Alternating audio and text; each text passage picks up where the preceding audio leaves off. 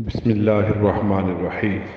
حضور اکرم خاتم النبیین صلی اللہ علیہ وسلم کی حضانت و رضاعت۔ ولادت باسعادت کے بعد آپ صلی اللہ علیہ وسلم کی والدہ نے آپ کو اپنا دودھ پلایا۔ بعد ازاں ابو لہب کی آزاد کردہ لونڈی سویبہ نے آپ صلی اللہ علیہ وسلم کو دودھ پلایا۔ سویبہ کو ابو لہب نے اسی وقت آزاد کر دیا تھا جس وقت وہ نبی کریم صلی اللہ علیہ وسلم کی پیدائش کی خبر لے کے آئی تھی۔ نبی کریم صلی اللہ علیہ وسلم اپنی رضائی والدہ سویبہ کا بڑا ہی احترام کیا کرتے تھے۔ حضرت خدیجہ رضی اللہ تعالیٰ سے نکاح کے بعد بھی سویبہ آپ کے پاس آیا کرتی تھیں اور مدینہ منورہ میں آپ سویبہ کو ہدیے بھی بیچتے تھے۔ فتح مکہ کے موقع پر آپ نے پوچھا سویبہ کے بارے میں اور ان کے بیٹے مسروح کے بارے میں آپ کو بتایا گیا کہ وہ دونوں انتقال کر چکے ہیں۔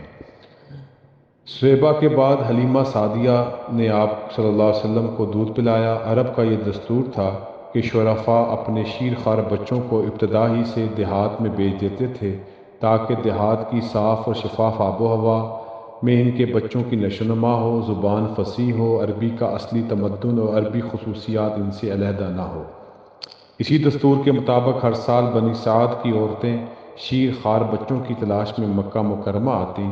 حلیمہ سعدیہ بھی بنی سعد کی عورتوں کے ساتھ مکہ آئیں۔ ان کے ساتھ ان کے شوہر اور شیر خوار بچہ بھی تھا۔ سواری لاغر اور دبلی تھی، اونٹنی کا دودھ ایک قطرہ بھی نہ نکلتا تھا۔ خاندان کے افراد بھوک کی وجہ سے رات بھر سو نہ پاتے اور شیر خوار بچہ بھوک کی وجہ سے بلکتا تھا۔ حضور اکرم خاتم النبیین صلی اللہ علیہ وآلہ وسلم کے گھر بنی سعد کی عورتیں آئیں، مگر حضور اکرم صلی اللہ علیہ وسلم کے یتیم ہونے کی وجہ سے کسی نے بھی ساتھ لے جانے کی حامی نہ بھری۔ کسی کو معلوم نہ تھا یہ یتیم نہیں بلکہ در یتیم ہے۔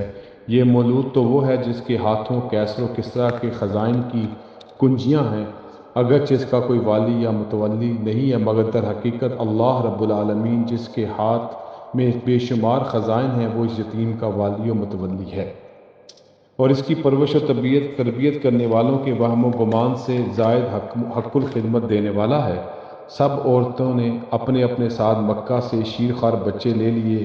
جب روانگی کا وقت آیا تو حلیمہ سعدیہ کو خالی ہاتھ واپس جانا طبیعت پر شاق گزرا۔ یکا یک غیب سے حلیمہ کے دل میں اس یتیم کو لینے کا نہایت قوی داعیہ اور شدید تقاضا پیدا ہو گیا۔ حلیمہ نے اپنے شوہر سے جا کر کہا، خدا کی قسم میں ضرور اس یتیم کے پاس جاؤں گی اور ضرور اس کو لے کر آؤں گی۔ شوہر نے کہا، اگر تو ایسا کرے تو کوئی حرج نہیں، امید ہے حق تعالی شانہ اس کی برکت سے ہمیں اس کو ہمارے لیے خیر و برکت کا سبب بنائے۔ حلیمہ اسی برکت کی امید پر حضور اکرم صلی اللہ علیہ وسلم کو لے کر آئیں۔ اللہ نے برکتوں کے دروازے کھول دیے۔ بنی سعد کی عورتوں نے مخلوق سے طمع باندھی، حلیمہ سعدیہ نے خالق سے امید باندھی، اور اسی مولود مسعود کو گود میں لینا تھا کہ اللہ تعالیٰ نے ہر طرف برکتیں ہی برکتوں کا نزول فرما دیا۔ اب جب یہ قافلہ واپسی کی طرح رواں تھا تو اونٹنی تیار تھی،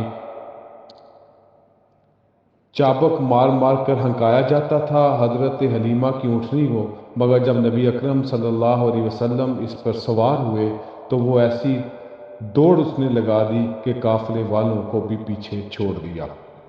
جب حلیمہ سعدیہ گھر پہنچی تو خیر و برکت مزید بڑھ گئی۔ لوگوں کی بکریاں بھوکی ہی رہتی تھی، جبکہ حلیمہ سعدیہ کی بکریاں اپنی غذائی ضرورت کو پورا بھی کرتی اور ان کے تھنوں میں دودھ بھرا ہوتا۔ خاندان حلیمہ سعدیہ پر اس طرح کے خیر و برکت کے مظاہرے اور مشاہدات ہوتے رہتے تھے۔ جب 2 سال پورے ہوئے، حلیمہ سعدیہ نے دودھ چھڑا دیا اور واپس حضور اکرم صلی اللہ علیہ وآلہ وسلم کو مکہ مکرمہ والدہ کے پاس چھوڑنے آئی، مگر حضور صلی اللہ علیہ وسلم کی وجہ سے جو خیر و برکت تھی، اس وجہ سے حلیمہ سعدیہ نے حضرت آمنہ سے چند دنوں کی مزید درخواست کی، چونکہ ان دنوں مکہ میں وبا پھیلی ہوئی تھی، لہٰذا حضور اکرم صلی اللہ علیہ وسلم کی والدہ ماجدہ نے اجازت دے دی۔